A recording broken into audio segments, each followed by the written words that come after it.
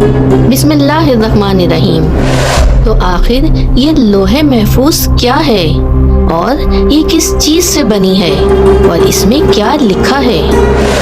بہت سے لوگوں کو لوح محفوظ کی معلومات نہیں ہے کہ لوح محفوظ کیا ہے، کہاں ہے اور اس میں کیا لکھا ہے۔ تو یہ باتیں بہت کم لوگ جانتے ہیں۔ تو آج ہم آپ کو لوح محفوظ کے متعلق کچھ ایسی باتیں بتائیں گے جو آپ کی معلومات میں یقیناً اضافہ کریں گے۔ تو لوح محفوظ کیا ہے؟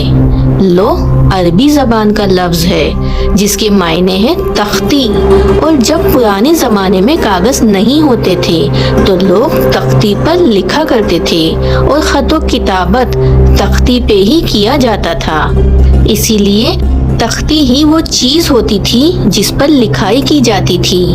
اور محفوظ کا مطلب ہے جس کی حفاظت کی جائے، یعنی کہ لوح محفوظ کا مطلب ہوا وہ تختی جس کی حفاظت کی جائے، اور لوح محفوظ وہ تختی ہے جس میں تمام مخلوق کی تقدیریں لکھی ہوئی ہیں اور کائنات کی ابتدا سے لے کر اس کائنات کی فنا ہونے تک تمام چیزیں اس میں لکھی ہوئی ہیں۔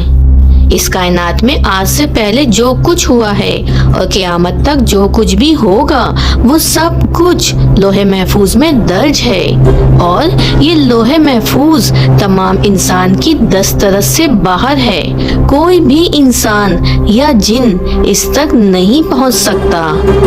بخاری شریف کی روایت میں ہے، ترجمہ: اللہ تعالیٰ نے لوح محفوظ میں ہر چیز لکھ دی ہے اور پھر آسمان و زمین کو پیدا کیا، اور قرآن مجید میں بھی لوح محفوظ کا کئی بار ذکر آیا ہے۔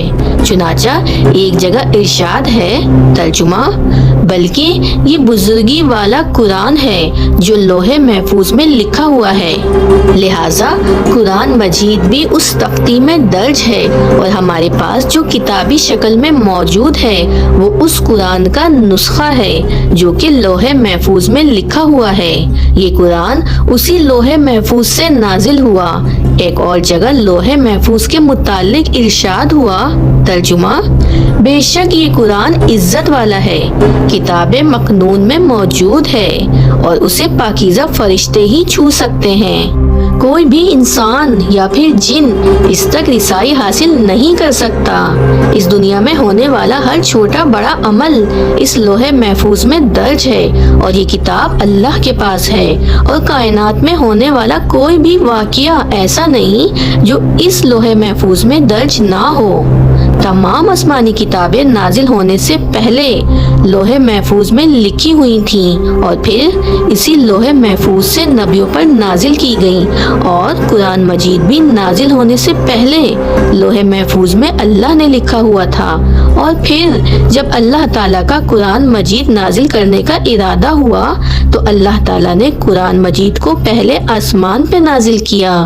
لوح محفوظ سے یہ قرآن آسمان دنیا پر ایک ہی رات میں نازل کیا گیا، اور پھر آپ صلی اللہ علیہ وآلہ وسلم کے سینے مبارک پر یہ قرآن 23 سال کے عرصے میں نازل ہوا۔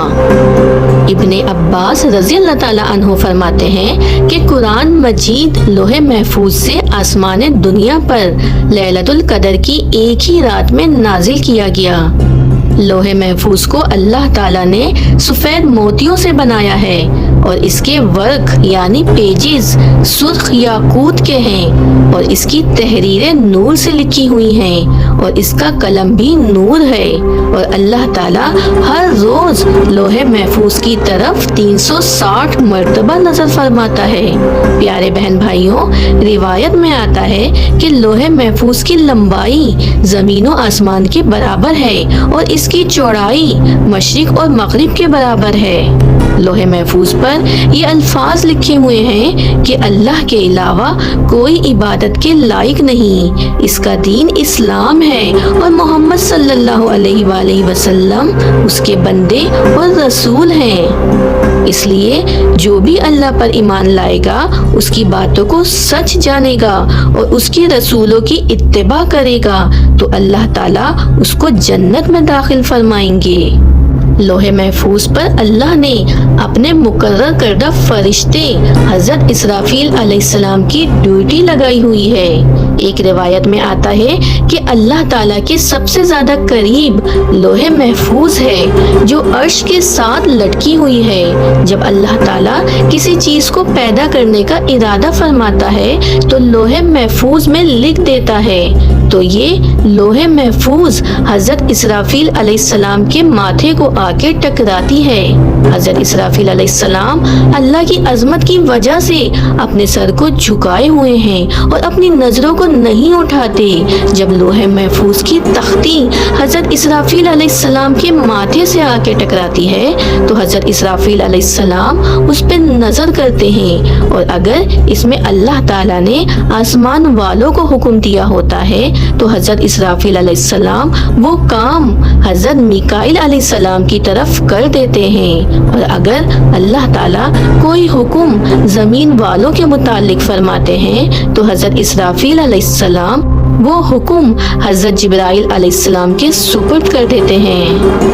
پیارے بہن بھائیوں، جب بروز قیامت اللہ تعالیٰ لوح محفوظ کو حساب کے لیے بلائے گا تو اس کے سب جوڑ کانپ رہے ہوں گے۔ پھر اللہ تعالیٰ لوح محفوظ سے پوچھے گا کہ تم نے میرے سارے حکم پہنچا دیے تھے، اور اگر پہنچا دیے تھے تو اس کی گواہی لے کر آؤ۔ تو پھر لوح محفوظ عرض کرے گی کہ جی میں نے آپ کے سارے حکم پہنچا دیے تھے، اور حضرت اسرافیل علیہ السلام میری گواہی دیں گے۔ پھر اللہ تعالیٰ حضرت اسرافیل علیہ السلام سے پوچھیں گے کیا تمہیں لوح محفوظ نے میرے تمام احکام پہنچا دیے تھے؟ تو حضرت اسرافیل علیہ السلام اللہ تعالیٰ کی بارگاہ میں عرض کریں گے کہ جی ہاں یا رب العالمین، اور پھر حساب کتاب کا سلسلہ شروع ہو جائے گا۔